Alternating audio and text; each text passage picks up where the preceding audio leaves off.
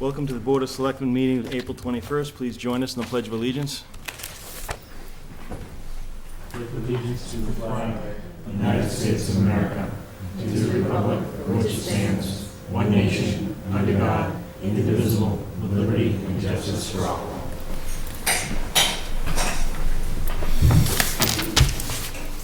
Hey, Mark, meeting minutes. I move to approve the executive session meeting minutes of March 11th, 2015, not to be released. Second? Discussion? All in favor? Aye. Okay, next item on the agenda, open forum. If there's anyone here who wants to, Mr. Skinner.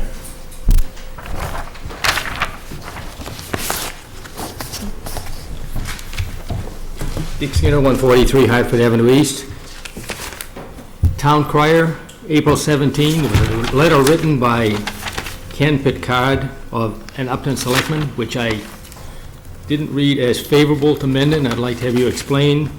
I do not know what Mendon's government needs to do to change its condition. I do know that Mendon's government is using an internal financial formula that is unsustainable for the school. What is he talking about? Well, I mean, I would probably say that a question out to Mr. Picard to explain what he's trying to get to. I mean, I'm going to take a shot at it. I'm not avoiding the question, but I do think that I would ask that, and that we can even request one if you'd like. I'd like Mr. Picard or Selectman Picard to speak to what he intended. What I believe he meant there was it speaks to the 50-50 formula that people have referenced in terms of just a 50-50 split of new growth and 2.5 levy increase as a means to fund the school and the town. So we've talked about it here in this session on a number of occasions, and that is not a sustainable formula in the coming years to keep up with the Chapter 70 shift from the state to the town. So It is not sustainable if the school continues spending at its current rate.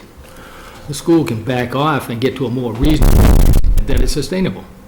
Well, yeah, you could, well, actually, if you do not do anything in 2 years, the budget will go down to basically foundation budget, Okay. which is a state level.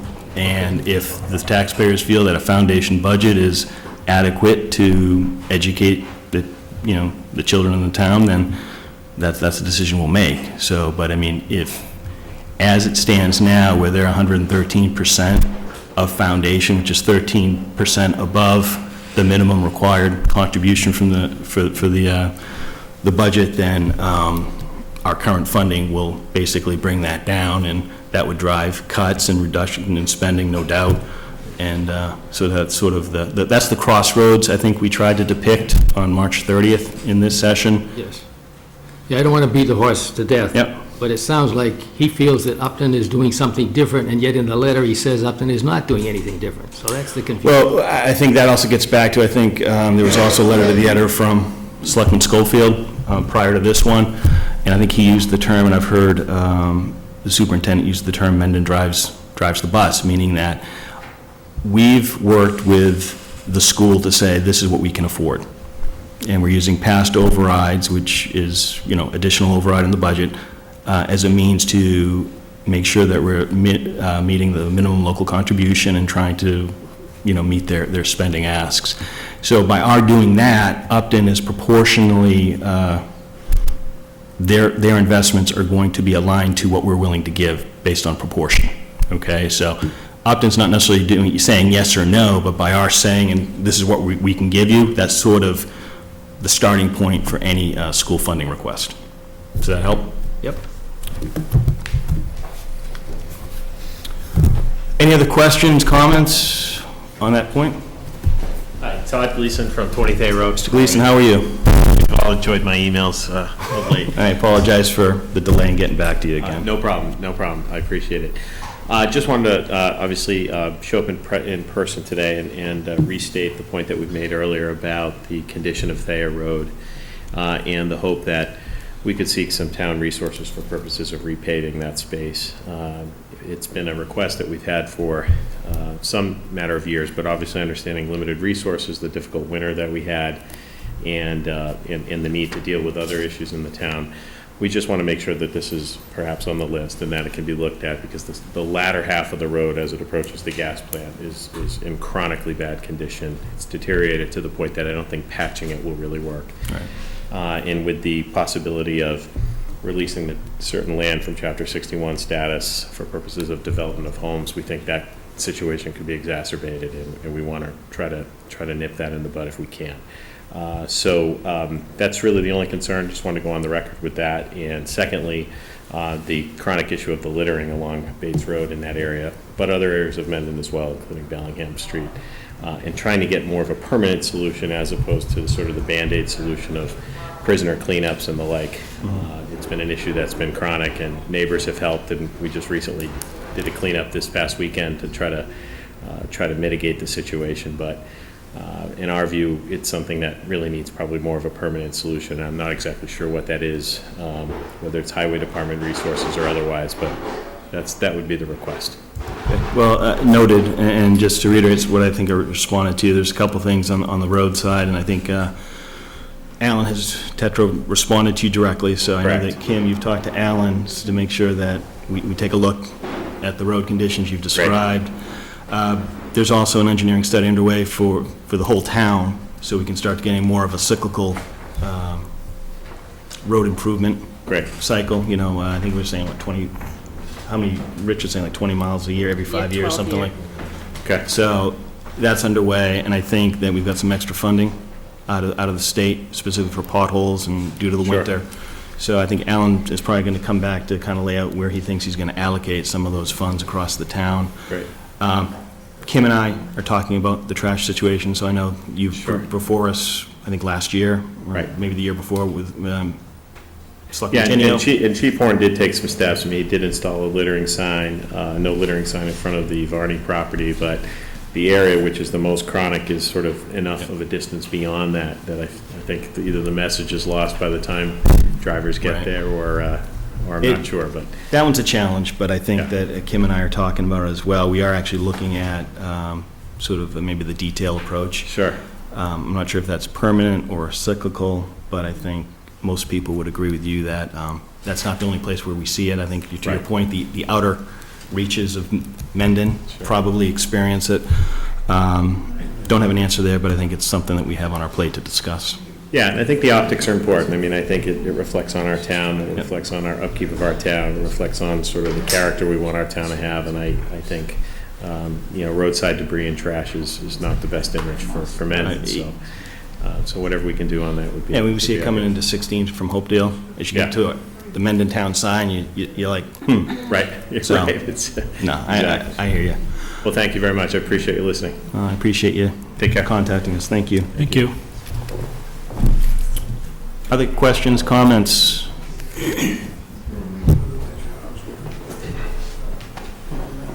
Mr. Sharnagle, how are you? Good, how are you tonight? Good. So I just wanted to reiterate what Todd just said, but also add to it that also down Catalpa Lane, there's actually a problem with broken glass. It would appear that cars like to park there in the middle of the night and do whatever.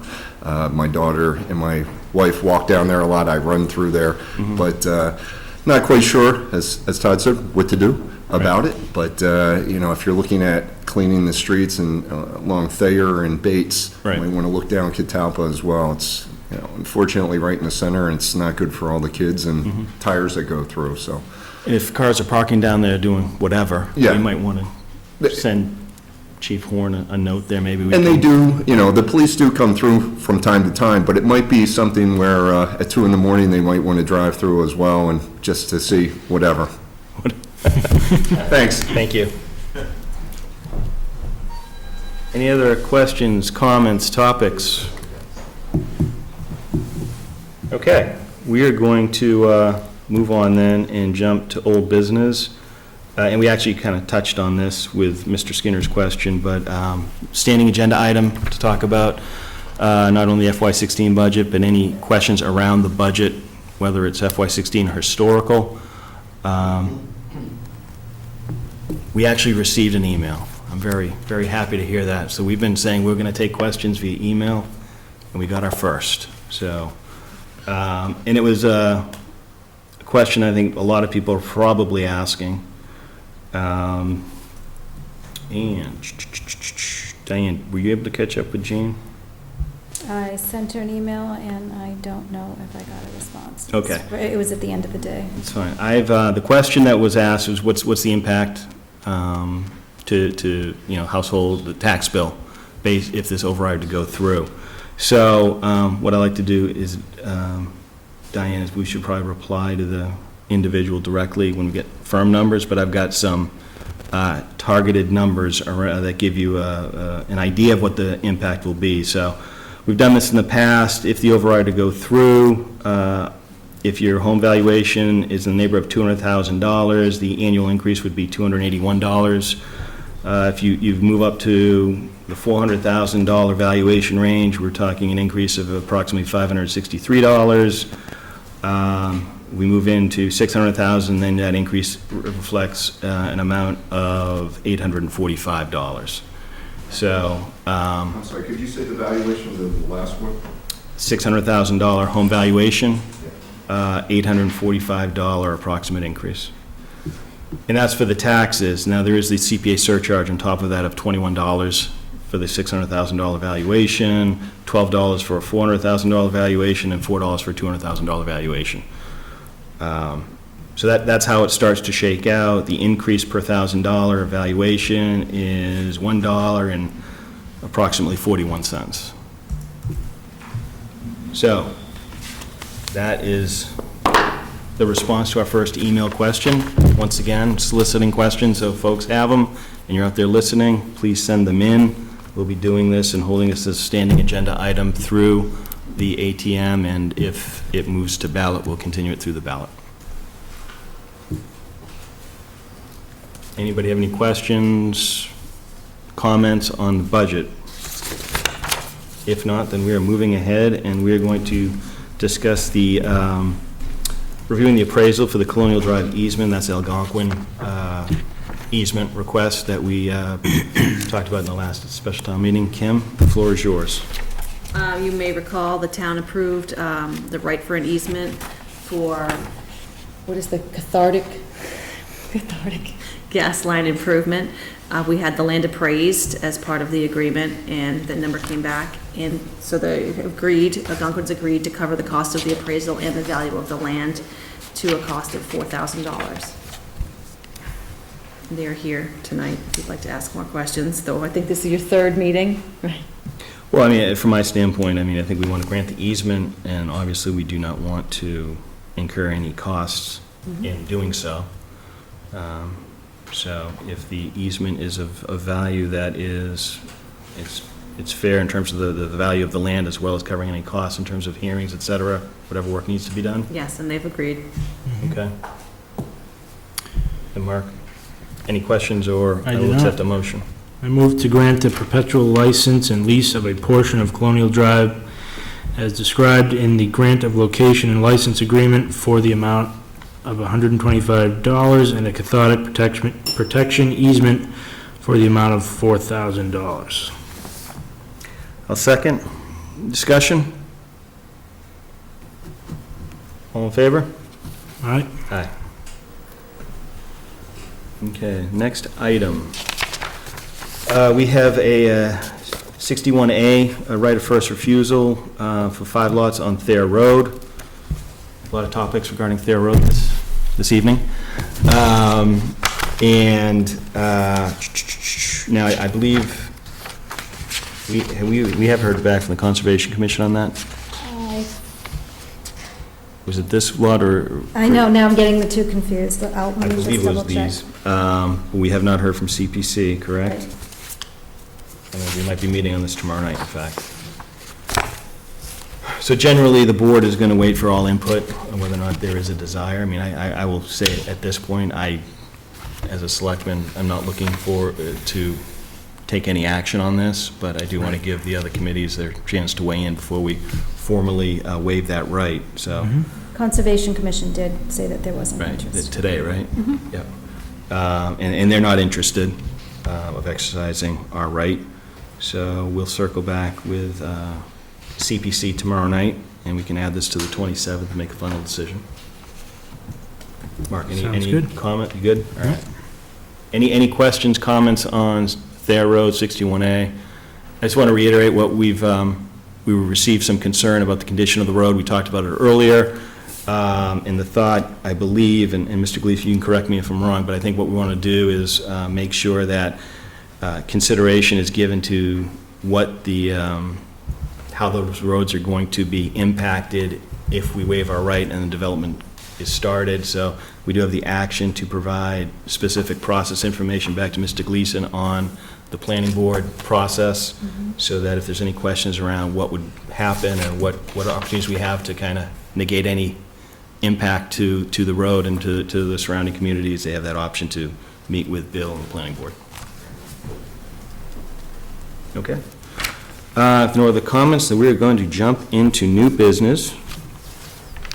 And the first topic is discuss the paving of Kim's Way. So, anyone here who wants to speak to that can join us right up here. And Kim? Sure. Give us an overview. This item is on the agenda as a request of a resident who lives on the road. It's an ongoing issue since, I believe, 2010. Town council is here to speak about the history of the property and to advise you of your options regarding Hello. the street. Hi. How are you doing? Fine, it's nice to see you guys. Welcome back. Always a pleasure. Thank you. So,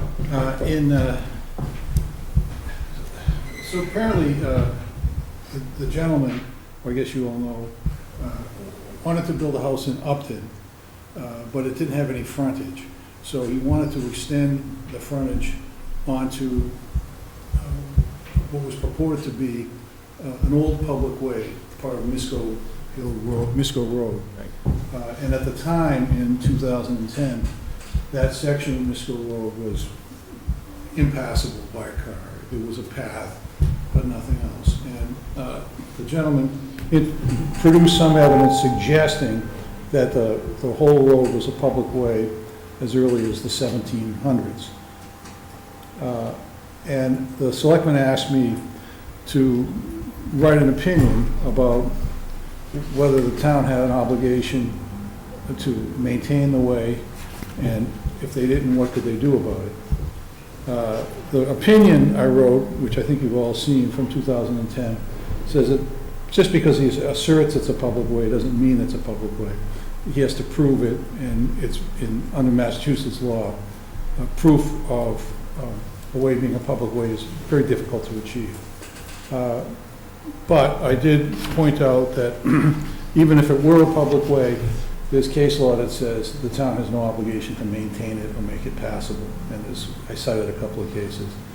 And then I pointed out that there was a statute that says that the town has the authority to close off a road that has been deteriorated or fallen into disrepair, and thereby avoid any liability for it.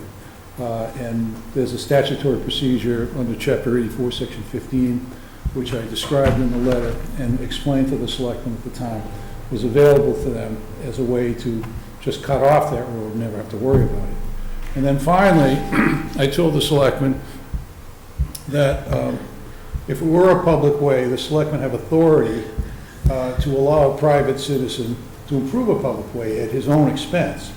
And if they wanted to do that, it's within their rights under the case law. At the time, the selectmen, I think, were sympathetic to this gentleman and wanted to accommodate him. It was frankly kind of an extraordinary gesture on the part of the selectmen, but they said they'd be willing to consider a solution that would allow him to build his house in Upton with frontage in Mendon on this road that was of questionable status. But the conditions were that he would have to improve it to the satisfaction of the highway department. And the other thing that was done is that in negotiations between myself and his attorney, we agreed that once he got his house built, and once he improved the road in accordance with the town standards, and he got his house built, then we would discontinue the road, formally discontinue the road as a public way. And one of the obligations on the gentleman was that he was supposed to get releases from other people who fronted on this ancient dirt road, waiving any claims to damages for discontinuance of a public way.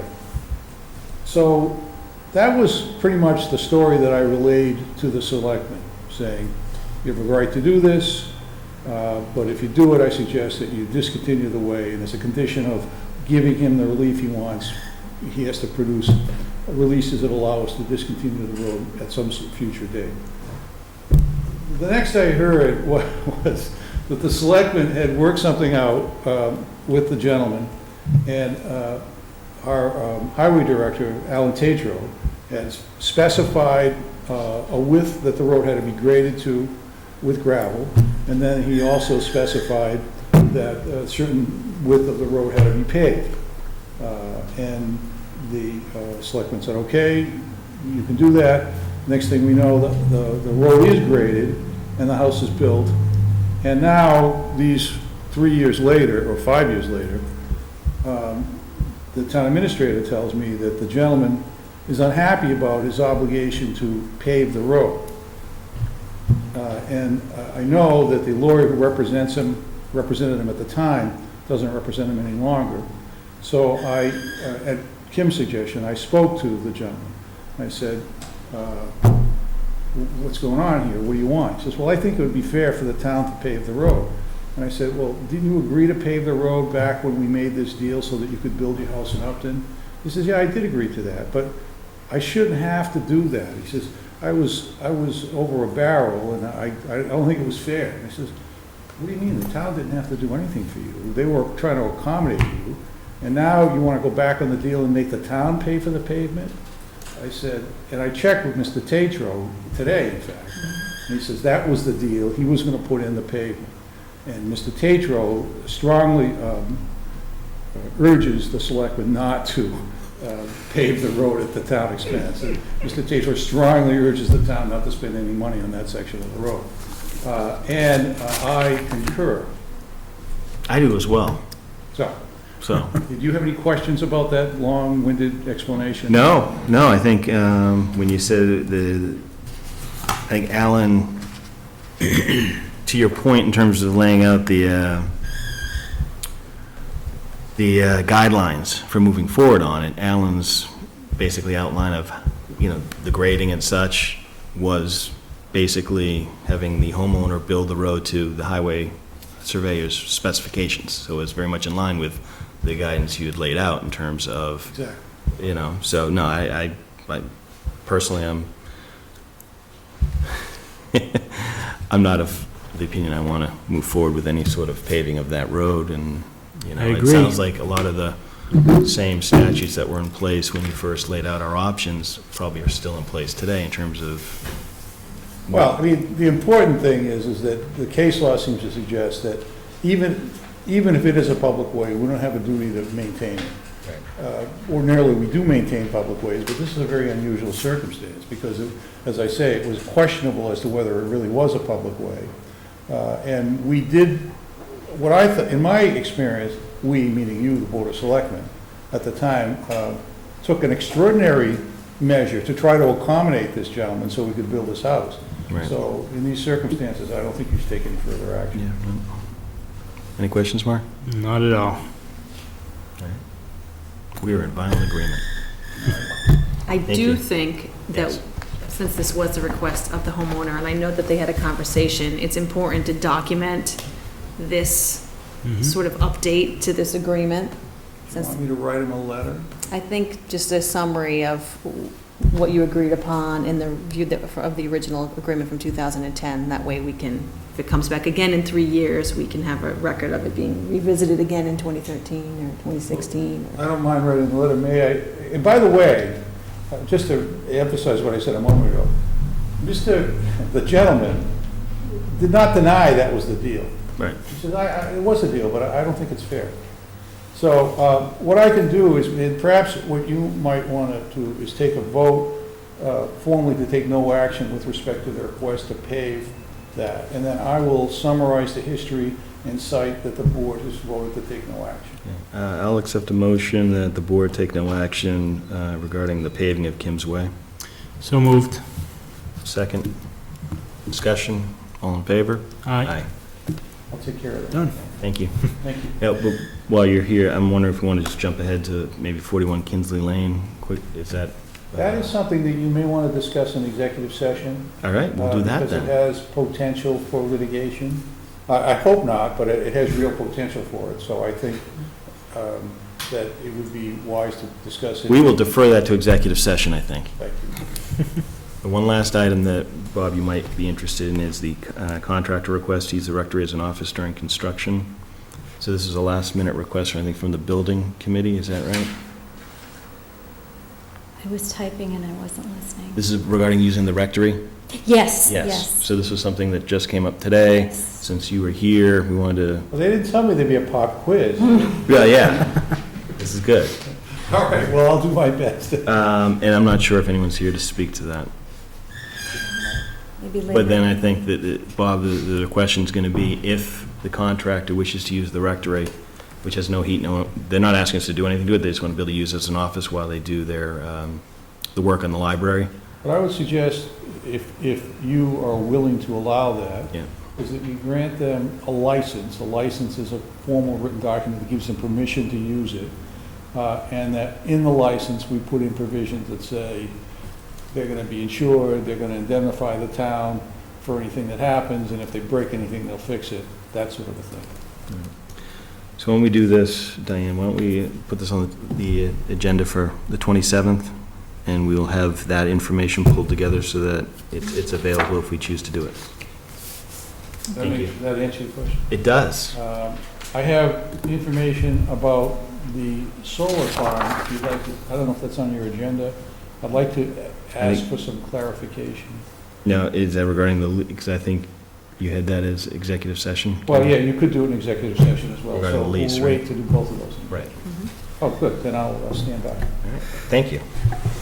All right, last new business item is to discuss the TIF agreement proposal. DC Bates, welcome back. We apologize for moving this from last week. No problem. And Kim, I would like you to lead the discussion, please. Bring everybody up to Certainly. speed. Here are the handouts to go along. As you know, we have been meeting with the Bates since the end of March now, every week, a couple times a week, to discuss the potential TIF project, which is a manufacturing facility over off of Morrison Drive. Over the last couple of weeks, the last two specifically, we have been negotiating with them on the terms of the TIF agreement, terms to include the number of years, the percentage of abatement, and any other conditions related to that.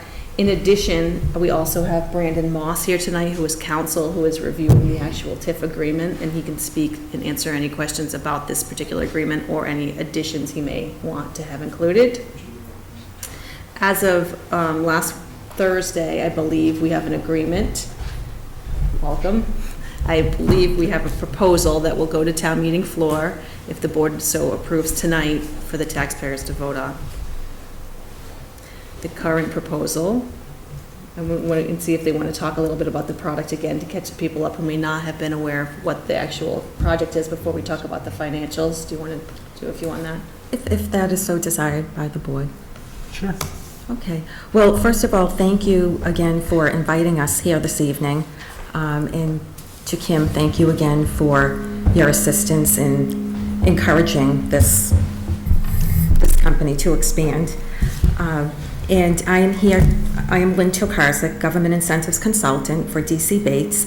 I am here to my left with Don Bates, who is the president of DC Bates. To my right, Dave Bates, the treasurer of DC Bates. And behind me, Jim Purcell, who's a Government Incentives Consultant with Business Development Strategies. So at this point, yes, you do have a one-pager that will just do a recap on the project. And then we can discuss the proposed TIF numbers as well. So Dave will provide an overview. Right. Just to recap what we had gone over before about the company. DC Bates Equipment, we're a family-owned business currently located in Hopedale. We've been there for approximately 30 years. We're very established in the community, and what we're looking to do is grow and expand our business due to customer demands. A lot of our customers are utility companies, contractors, lumber yards, government entities, transit authorities, and such. Like I said, our current location, we're in Hopedale. We occupy 2 buildings, approximately 25,000 square feet. We lease both buildings. And a while back, we recognized the need to grow and expand and to modernize, basically. We evaluated various sites around Massachusetts, and we found or discovered the site in Mendon about 6 years ago, and felt that it was going to be a viable option for us to relocate there.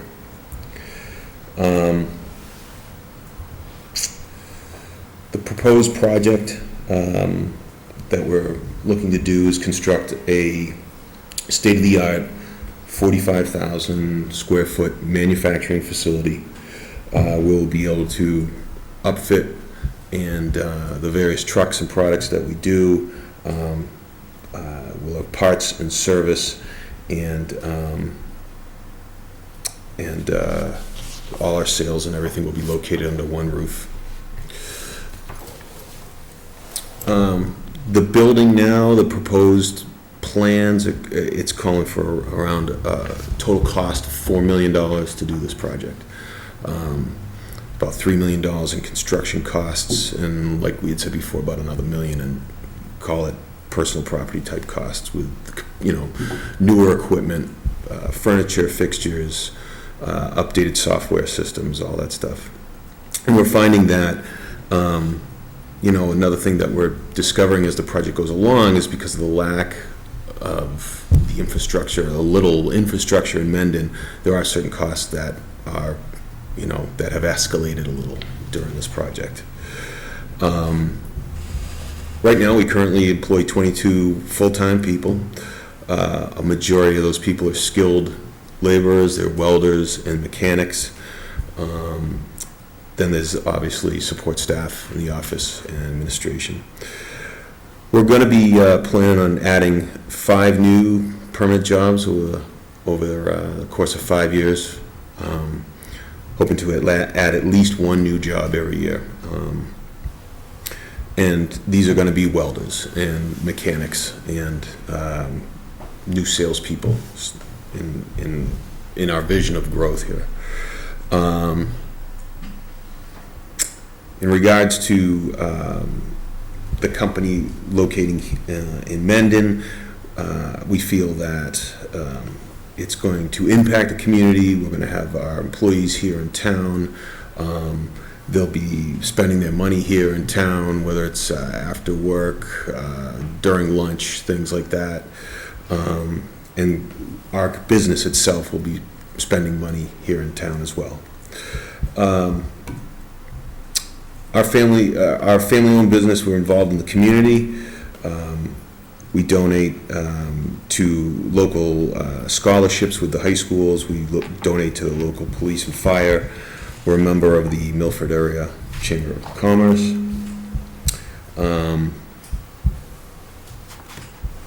And that's pretty much it in regards to the recap for you. So we wanted to talk about more or less the page 2 of the handout. And we basically have what is a TIF, and then the TIF proposal projections. So basically, what is a TIF? A TIF is a feature of, it's part of a state program, State Economic Development Incentive Program. And the beauty about a TIF is that the community doesn't lose a dime on the existing taxes. It's basically a discount on future taxes. So the community will always remain collecting full taxes on the land. So if the company should decide to make a decision to make a commitment here in Mendon and put a shovel in the ground, then there would be a new assessed value, new tax revenue generated as a result of that proposed project, and that's basically what a TIF is based on. So again, it's a discount only. There's always a myth out there that the town would be losing tax revenue, but in this case, there is no loss, because if the company comes, you will still receive your full taxes on the land. If the company doesn't come, you will still receive full taxes on the land. And so you can see how a TIF is a useful tool in retaining and in this particular case, in attracting businesses. The town, back in the late 90s, applied to have this economic development tool along with the 10 other Blackstone Valley communities. So the town of Mendon wanted to have this incentive tool available for certain type of businesses, and this would be the first TIF, tax increment financing, that the town would potentially offer. And a TIF is a minimum of 5 years, a maximum of 20 years, a minimum exemption of 1%, and a maximum exemption of 100%. And there are many 15-year TIFs, 20-year TIFs around, but the TIF that's before you that we'll just talk about a little is a 10-year TIF. So basically, what the proposal looks like, it's a 10-year starting with 100% exemption, and again, that's on the new projected taxes, and then it scales down to 5%. So right now, the town of Mendon on this property is collecting about approximately $8,000 in tax revenue on the land. And fast forward over a 10-year period, based on this particular TIF proposal, the town would generate new revenue between new tax revenue and permit fees would be generating approximately $246,000. That's the net pickup right now to the town of Mendon. This actually comes out to be a 50% partnership, where the town would be benefiting from a 50% exemption and the town would be generating a 50% new tax revenue as a result of this project. So Dave is going to explain to you right now, why this TIF is so meaningful to the company. I mean, this, it is a family-run business. It's me and my father. This will be, it's pretty essential for our company. We're attracted to this community.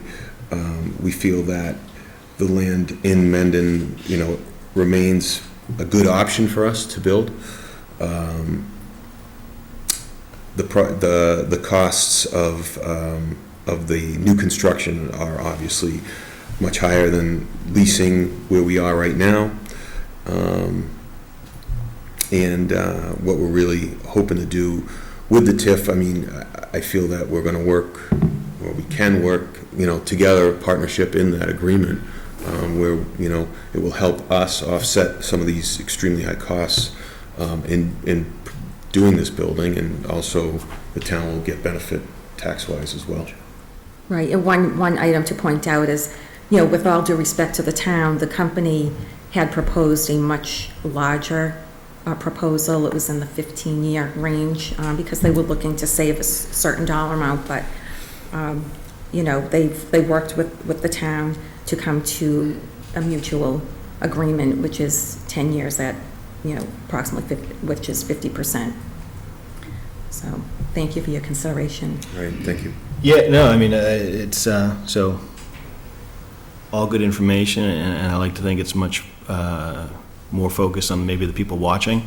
I think Mark and I are fairly familiar with the path this took, and I think the word partnership is, to me, the thing I would like to emphasize. Tax incentives to bring business into either, state, local community, what have you, it's a tool, and it's one we haven't exercised, but, the town, clearly, given the previous discussions around the budget and funding schools, things like that, I think we all feel that bringing more commercial or the right commercial into the town is something we want to achieve, and this is just one lever we can try to use now to get that done. And I'm happy to see that we ended up at more what I'll call a 50-50 split, because I think that is the essence of partnership.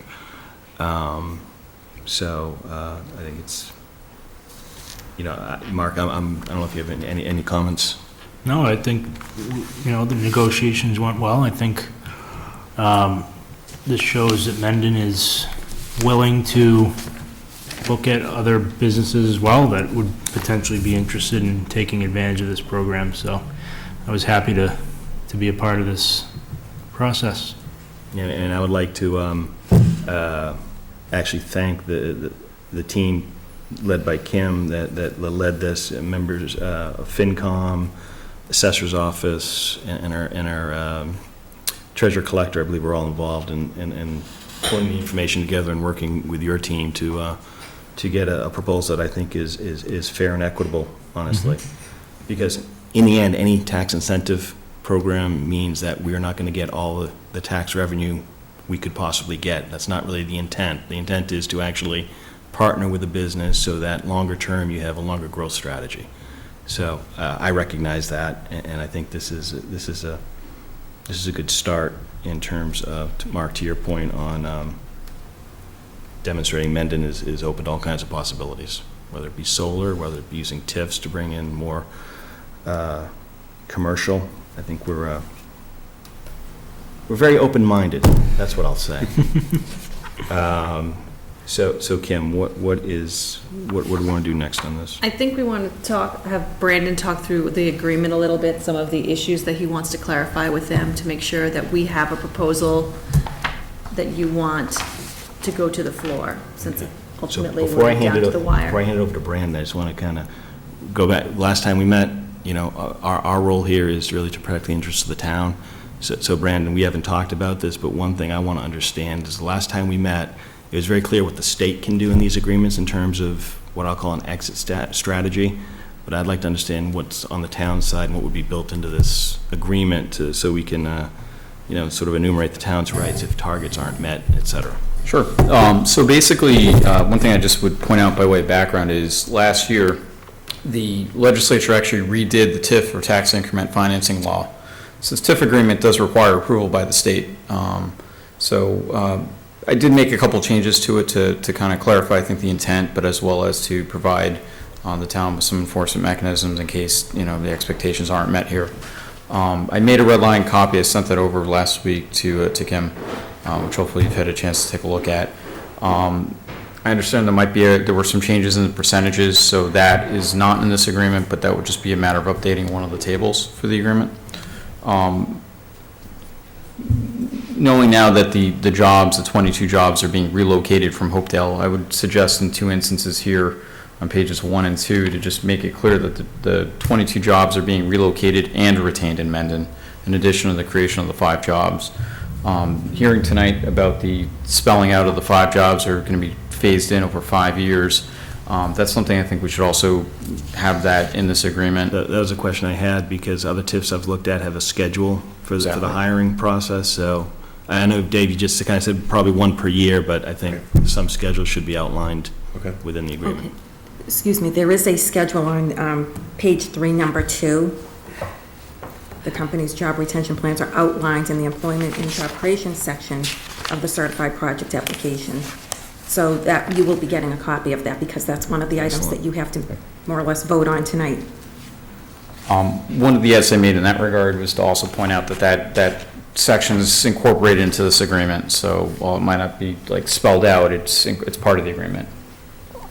Some of the edits I had were essentially just what I view as just formatting and legalese. They were just boilerplate changes. Given the changes to the law, recommended referencing section 3A, I think it's on page 1. Also pointing out that this isn't just subject to approval by the town meeting, it's also subject to approval by the state. So if for some reason, this not only town meeting, but if the state does not approve it, then the agreement itself is null and void. There's no TIF without, those 2 approvals that are required. Also, in terms of the agreement, the state law that was amended requires that there be material representations and certain things that are represented by the applicant to the town. So I added some language to basically track the current statute that was amended.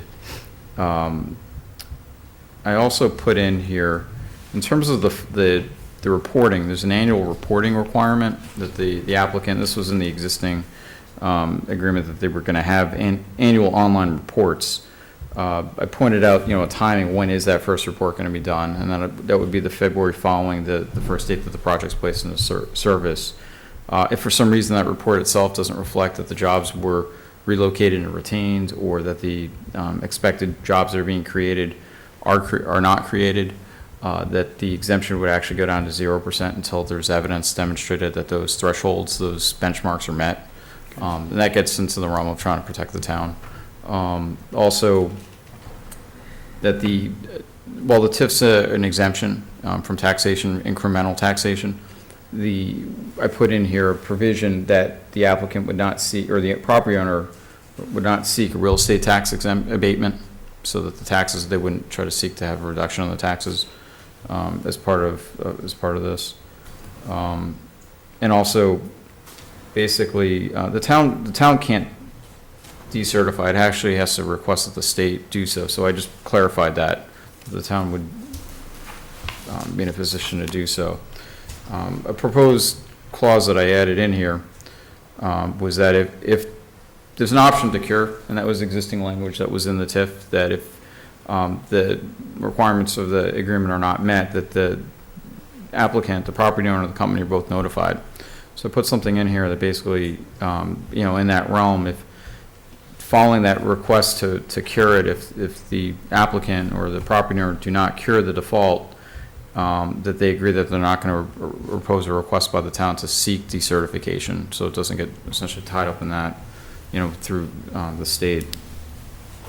And that also nothing would prevent the town from seeking recoupment of the prior economic benefits in the event of decertification.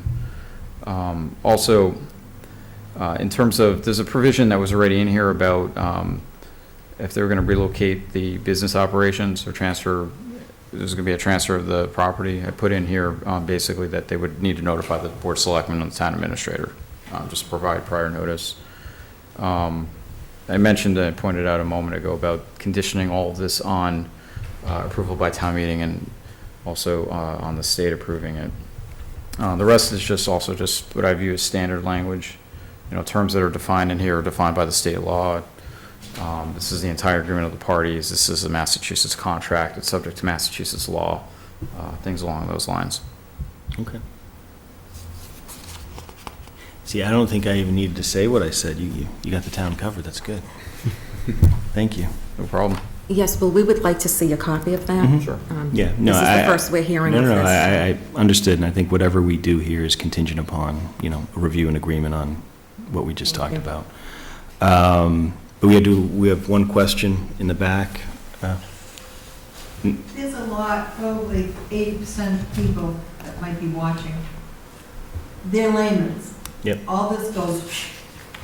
Could you explain a little bit why it would be beneficial for this company to come into Mendon? I think it's a fantastic idea. Mm-hmm. I think it has a lot of good to it. Yep. And I was wondering if you could explain a little bit better the benefits for having this company.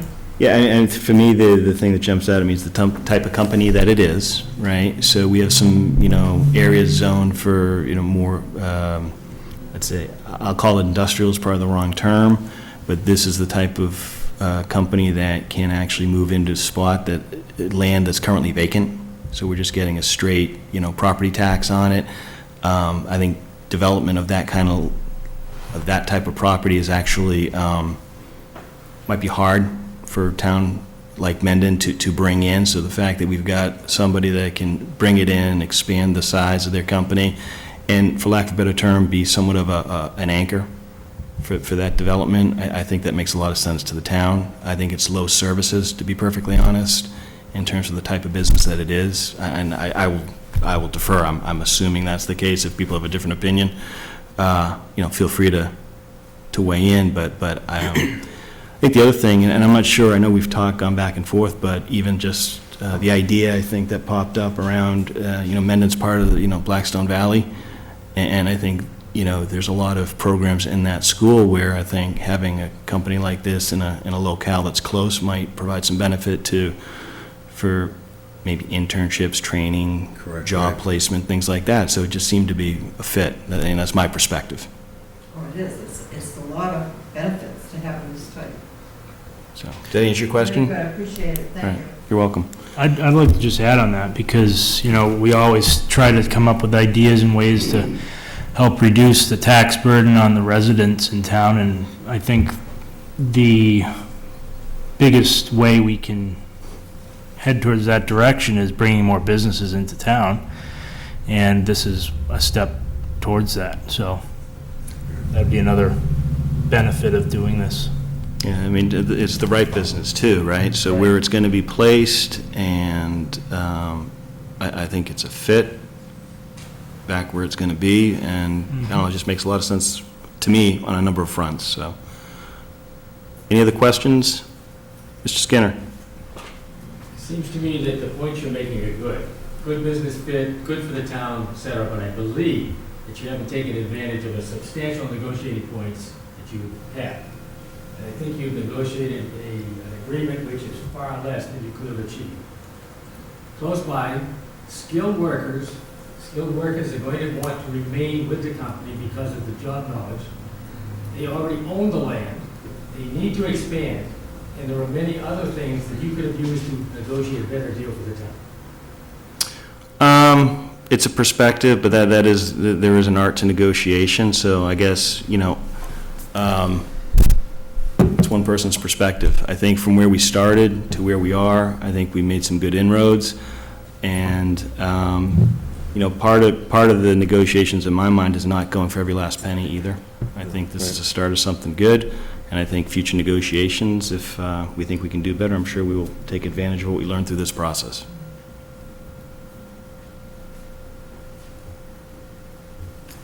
That will give you a taste of what we're going to run into on the floor if this goes forward. I'm just, I mean, because it's a fair point, It is. because you could say, we're going to hear about, commercial, dual tax rates, single tax rates, and, did we get enough? I mean, those are obviously questions, the taxpayer, to Mark's point, if we're starting to bring in commercial, then, why are we giving away anything? It's a great place to be.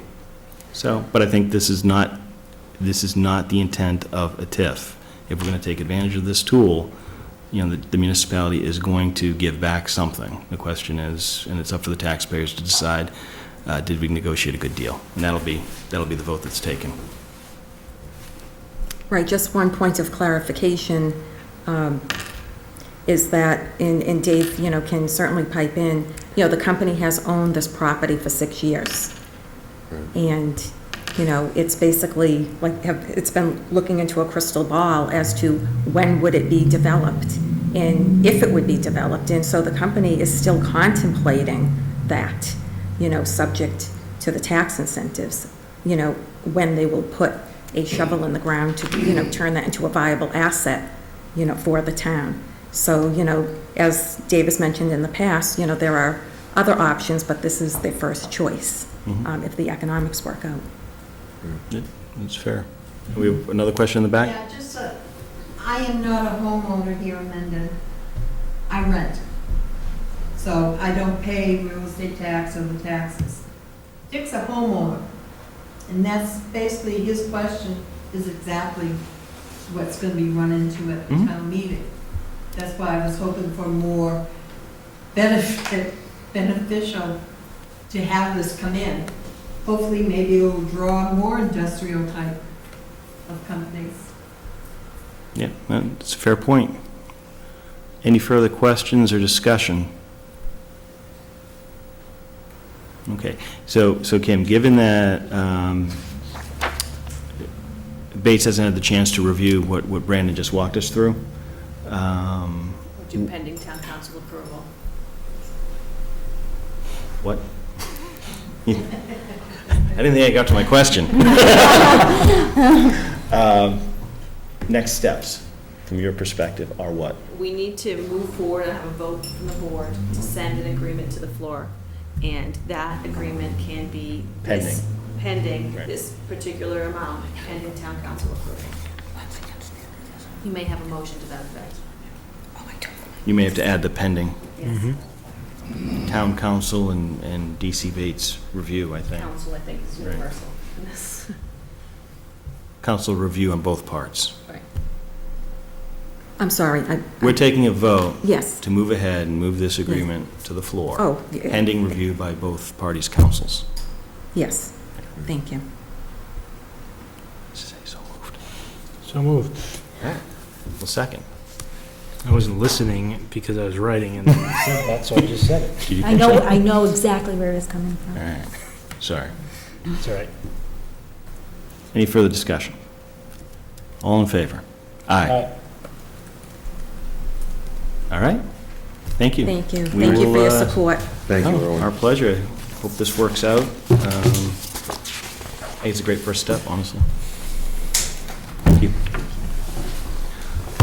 All right, we are now going to head into executive session, I believe. Is there any other items, discussions, topics anyone would like to discuss? Okay. And I move to enter an executive session under Mass General Law, Chapter 30A, Section 21, to conduct strategy sessions with respect to collective bargaining with the Town Hall Employees Union, the Mendon Coalition of Police, AFL-CIO Local 188, Mendon's Police Civilians Employees Association, and Mendon Permanent Firefighters Union, and to consider the lease and/or value of 36 Milford Street due to potential and pending litigation. An open meeting with a detrimental effect on the bargaining position of the Board of Selectmen, so I so declare. Will reconvene only to adjourn. A roll call vote is needed. Second. Discussion, all in favor? Goddard, aye. Real aye. Thank you.